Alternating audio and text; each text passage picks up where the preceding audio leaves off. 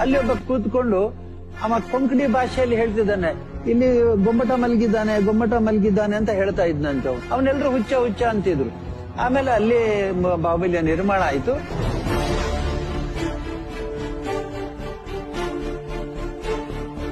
ನಮ್ಮ ಮೂರ್ತಿ ನಿರ್ಮಾಣ ಆದ್ಮೇಲೆ ಅವಾಗ ಬಹಳ ನಮಗೆ ಸಮಸ್ಯೆ ಆಗಿದ್ದು, ಸವಾಲಾಗಿದ್ದು, ಹೇಗೆ ನೀವು ಸಾಗಿಸ್ತೀರಿ ಅಂತ.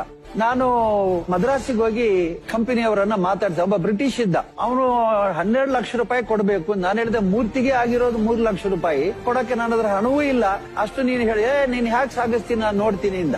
ನಾನು ಹೇಳಿದೆ, ಏನಪ್ಪ ನಾನ್ ಮಾಡೋದು, ಏನೋ ಮಾಡ್ತೀನಿ ಇಂದ ಬಂದೆ. ಮುಂಬೈಗೆ ಹೋದೆ. ಯಾರೋ ಸ್ನೇಹಿತರೆಲ್ಲ ಸಹಾಯ ಮಾಡಿದ್ರು. ಅಲ್ಲಿ ಮಂಗತ್ರಾಮ್ಸ್ ಅಂತ ಅವರು ವಿಶೇಷ ಟ್ರಾಲಿ ಮಾಡಿ ನಾವು ಧರ್ಮಸ್ಥಳಕ್ಕೆ ಅದನ್ನ ಕರೆತಂದೆವು. ಈ ಸಮಯದಲ್ಲಿ ಪೂರ್ತಿ ಮಂಜುನಾಥ ಸ್ವಾಮಿಯ ಆಶೀರ್ವಾದ ಅನುಗ್ರಹ ಇತ್ತು.